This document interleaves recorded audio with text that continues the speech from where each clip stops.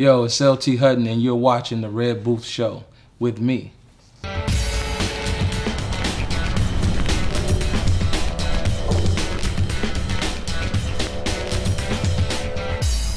So hey LT, how are you? I'm great. How you doing? I'm very happy to have you here. I know that you have a movie that's just come out that's, you know, really making a lot of waves out there and telling an important story about Tupac, which is All Eyez on Me. I wanted to ask, how did you first decide to get involved with this movie? Tupac was a passion project. I had been, at Death Row Records with him. You were actually a part of Death Row, doing record music. Yeah, music producer. Before I started doing film, I did music as a primary scenario. Always known that I was going to go into film, but music kind of took off for me at an early age, and I ended up signing to Death Row Records and with Snoop and the Dog Pound early on in my career. Wow. So in that process, just being a part of history and not knowing that you're a part of history took me on a different journey after, Tupac passed. It was a kind of wake-up call for me to pursue other things besides just music, go after your dreams. And like I said, Tupac was a big influence on people, making people realize what you can actually do. So I kind of got out of the box and interested in the film world in 1997. And I often watch people come in and make a movie and then you never see them again.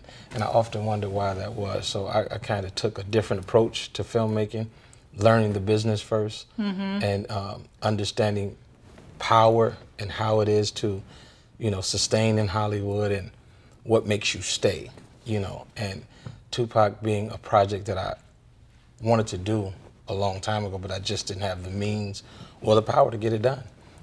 Making a film alone is almost impossible in Hollywood. So to make a film about an icon figure like Tupac, it was even that much more harder. Yeah, definitely, because you're basically dealing with how are you going to get the funding, how are you going to get the distribution, but then you're making it about a story that so many people know. I mean, it's not just within the African American community. I mean, this is like, he's a beloved artist all over the world. And the thing is, when so many people know, it's more like the more people think they know.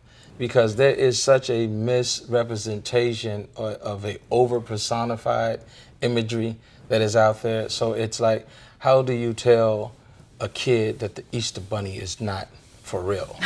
You feel what I'm saying? Yeah. So they put it up on a pedestal. Right. So those are the type of myths that are, embedded into people's minds. So it's like Tupac takes a tissue and it floated across the room and he blew his nose. No. He just blew his nose. You follow what I'm saying? Yeah. So it's dispelling those type of myths and making someone human to really understand what the story is about and what Tupac lived his life for and what he wanted it to stand for. Not glorifying those over personified moments, but actually giving you an insight into what made this man, what set that fire. And if you're not careful, you can miss it looking for the nonsense. You follow what I'm saying? And the nonsense is, it's a film that we want to, have people understand what he left things behind for, why he did this, not making an excuse, but why often we criticize people for making choices, never understanding what they had to choose from. Yeah. You follow what I'm saying? So definitely. What I want to give people was an insight of some of the things that he had to choose from, so you now can say, well, maybe that wasn't a bad decision versus what he had to choose from. You follow what I'm saying? Definitely. So, and to do that takes a lot of humanizing, you know what I mean? And it's a empathetic cautionary tale, that sometimes may not give you the vision of what the news and the media reported. Definitely not. So reprogramming people's mind to understand that, hey, like if you ask, someone's mother who they are, you'll get a story. You ask someone's brother who they are, you'll get a story. And then you ask his friends, you'll get a whole nother story. Right. Which story is wrong? They're all correct. Right. Just different versions.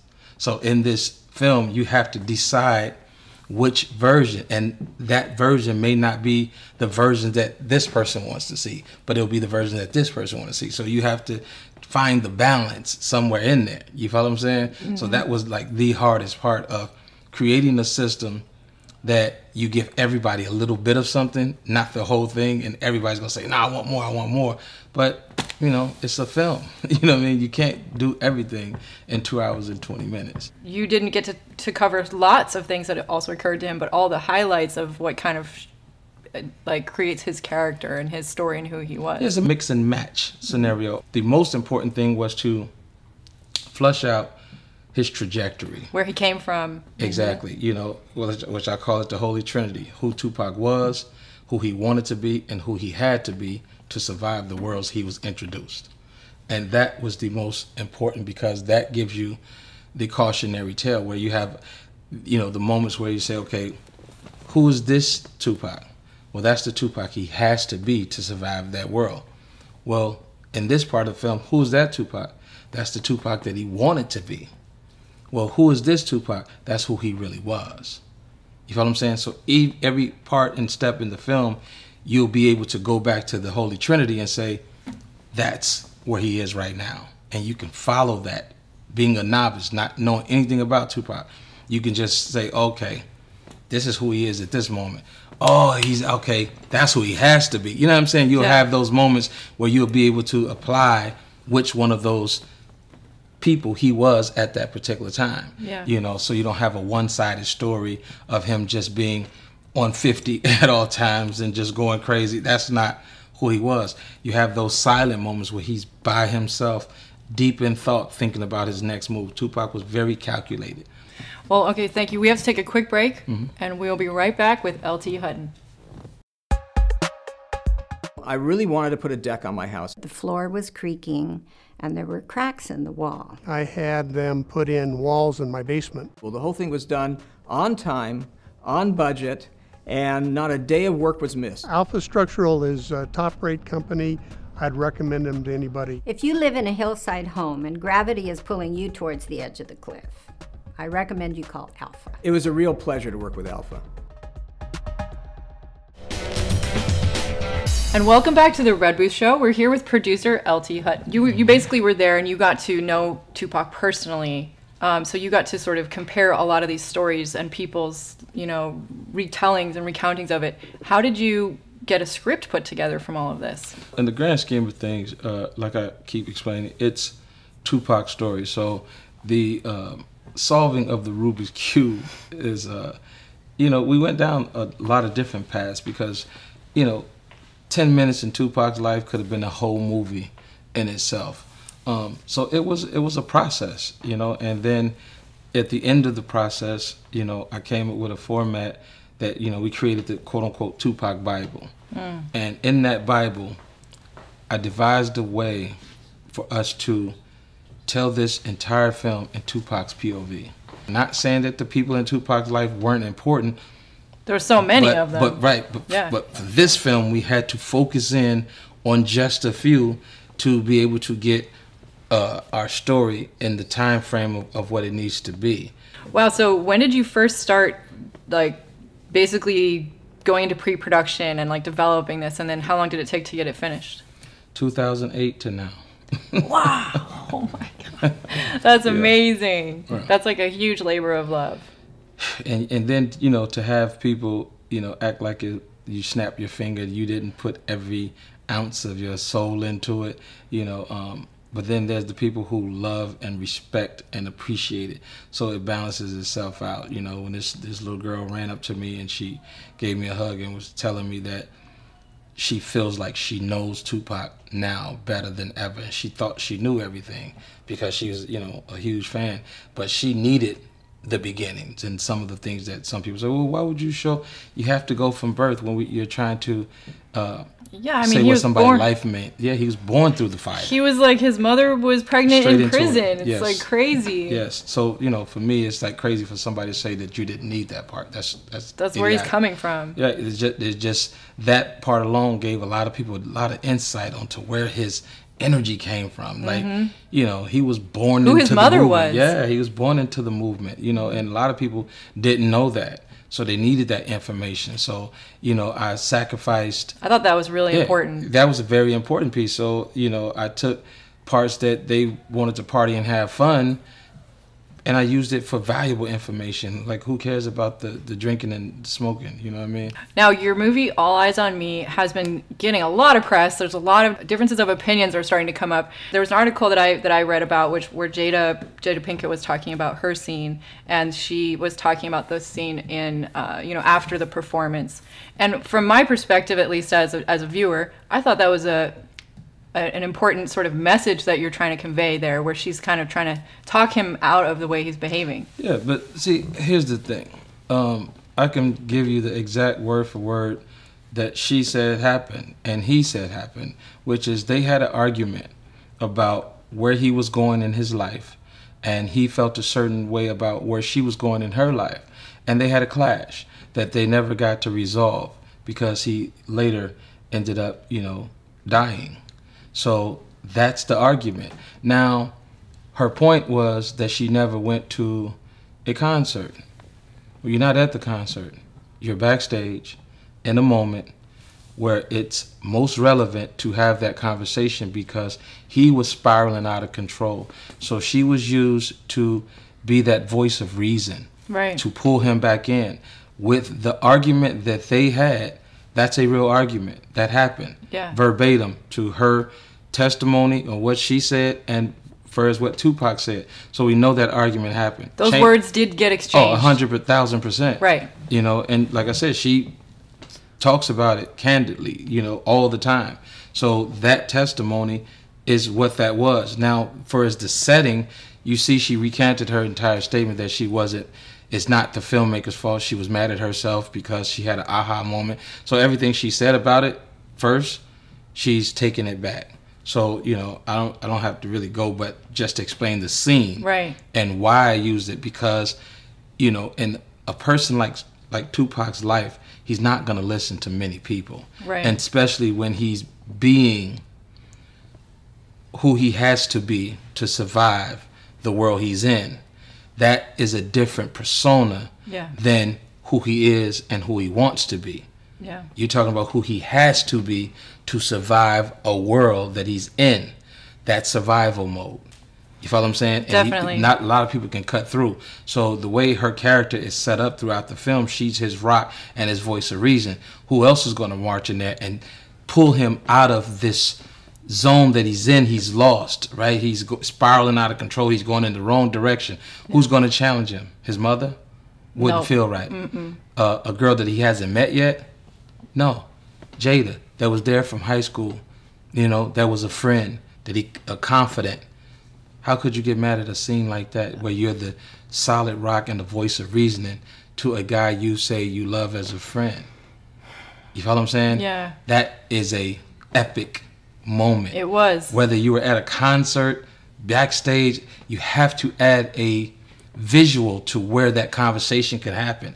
And in the film, that part lands so hard because he's coming off stage and he did something. He created one of the biggest diss records of all times that, it was a global phenomenon at the time. Right, and this is, but also dangerous territories because you're talking about having sex with someone's wife, right? You throw that out to the public. That is, in our world, in a lot of worlds, that's a no-no. That's disrespectful beyond. Mm-hmm. So, when you playing with it, it's not just rap. You taking personal digs at people. He's playing with fire. Yeah, so someone has to say that, and the messaging to our youth about the words that you use and how you select them and where you drop them at really will affect your bottom line.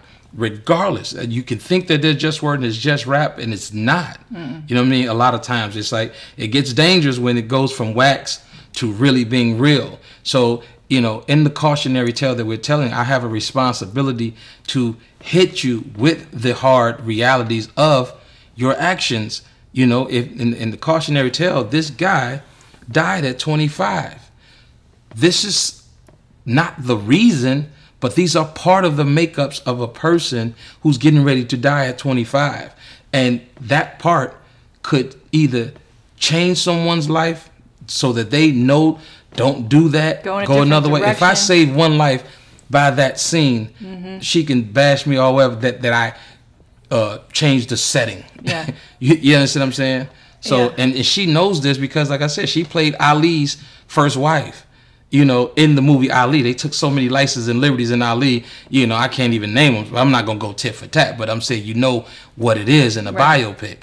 But I didn't even go that far. I took a real conversation, and I just if we set it in this red booth, okay, me and you in the history, if they do something on me one day, we had the conversation in the red booth. They changed it to a wall, and we talked in front of a wall. It still happened. And you know that scene I thought was so important and so impactful, and like seeing him as an artist, you know, you see how wild and crazy it gets when you get that famous, and all of the sort of lifestyle situations that you're getting into. The girls were there, all the hoochie mamas and he stuff. He had to be pulled from that distraction, and he had a real conversation, and then he caught himself in a moment like, oh. And you get to see that he's spiraling out of control. She pulls him back in, and he wants to, and you get that moment. Yeah. Once again, for the cautionary tale, he thinks about it, but he cannot let his guard down. What he should snapped out of that, walked out. These are all signs that he could have turned and made something else totally different. And maybe he would be happen. alive today. Right. Well, I had a lot of respect for that scene, and I think it was fantastic that you had that in there. Yeah. And you know, I know also you obviously know Snoop. You like worked with him in Death Row, and you were there. And he's come out and you know he says he loves the film, and you have a lot of great support too. Listen, you got us that you know the 5% sometimes of hate rises above the 95% love. There will be other films that other people will platform if you want to know about that particular part of the story more. Like Death Row, there's a whole movie coming. Right. You follow what I'm saying? Like I wasn't going to tell the Death Row story in Tupac's story. Yeah. I wasn't going to tell Snoop's story in the Tupac story. You know. I wanted to ask you about the thing with Suge Knight, but we have to take a quick break, and we'll be right back with the Red Booth Show. There's a shelter pet who wants to meet you. Meet one today. Visit theshelterpetproject.org. Adopt. And welcome back to the Red Booth Show. I'm here with producer LT Hutton. Now, I know you're just talking about the fact that there's another movie coming out about Death Row Records, and a lot of these stories will tie in together. I actually personally noticed that you told an even more human story of Suge Knight than was represented in Straight Outta Compton, because they only had a few bits of him. He was more of like the villain, I guess you could say, and he does have a villainous sort of character in this because he's kind of violent and everything. But you also see where his motivation comes from more, I think, in All Eyes for Me. See, All Eyes on Me. Sorry. Like I said, going back to the previous thing with people saying stuff, like you have certain people just flat out lying about the project and different things, and with a person like Suge Knight, he's easily, could be made the antagonist is what I was looking for.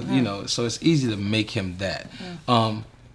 But in telling the truth, you have to understand this was one of the first guys in the world to hit a $500 million liquid, and company be evaluated at about $1 billion.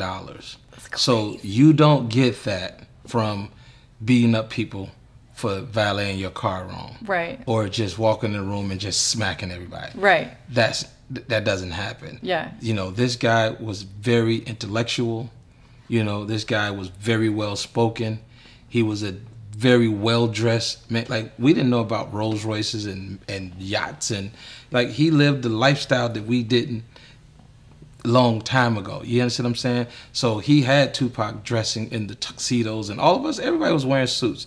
So, Did you have to wear a suit in Death Row Records? Yeah, we all did. Yeah. I mean, we dressed up. We went to the finer of the finer restaurants. And like a lot of times I was in the studio. I was a, low man on a totem pole. You know what I mean? Like I was the fly on the wall. I didn't have status. I was a producer, trying to work my way through it. So I didn't snap my fingers and just become like a king or a boss. So I was privy to a lot of information from being the lowest man on the totem pole, working my way up, and the fly on the wall. When everything happened, I happened to be in the studio working.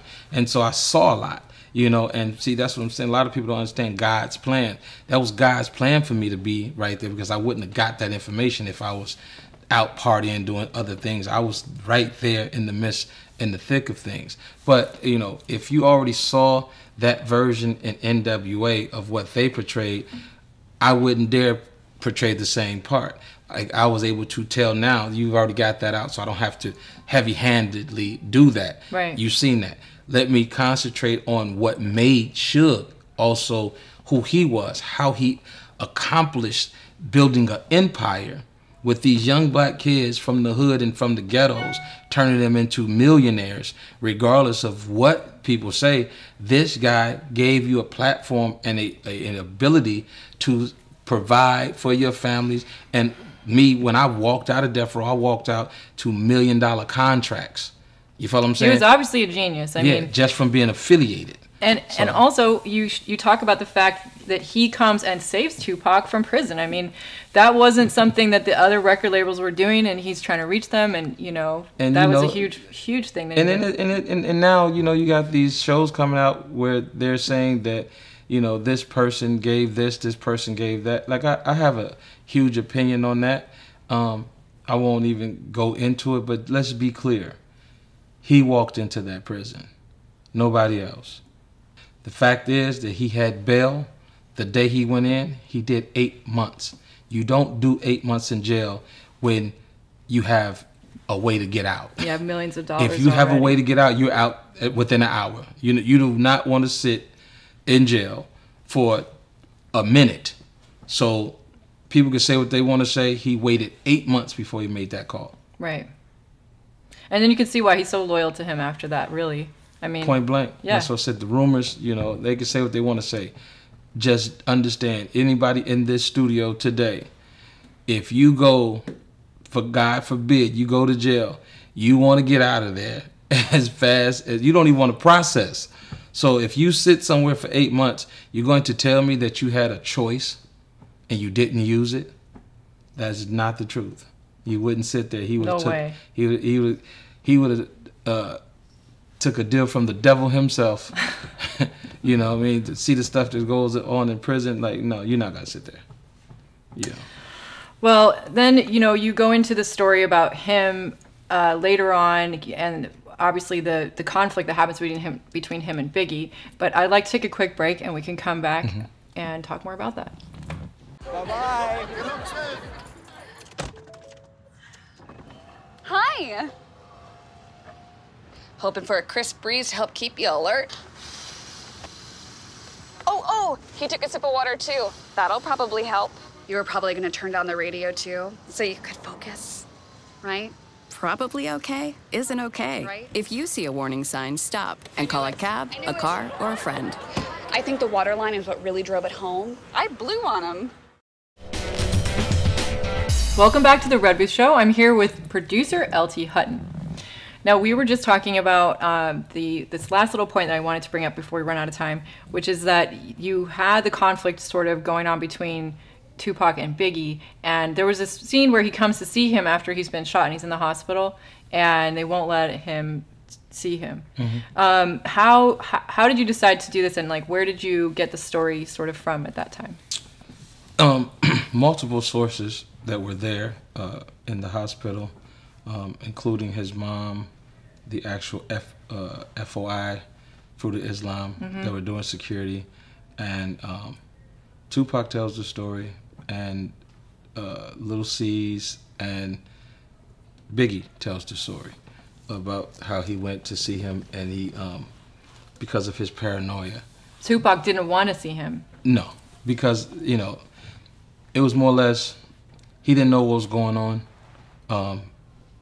The people around him didn't know really what was going on, and he didn't want to see him for the simple fact at that particular time they wanted to figure everything out. They didn't know who shot him. So. Yeah, it's paranoia. Like, when people, you get shot, everybody's, a suspect. A suspect. Yeah. It's like when, in your house, if something, that most people didn't do it, but until it's found, it's like, if the Xbox comes up missing, it's like, you look at look at your best friend, like, and people that don't even play Xbox, you're like, Mama, where's the Xbox? You're like, why would I take your Xbox? You know what I'm saying? Yeah. She becomes a suspect. So it's humanizing, to the point where it was a misunderstanding, you know, all the way across the board.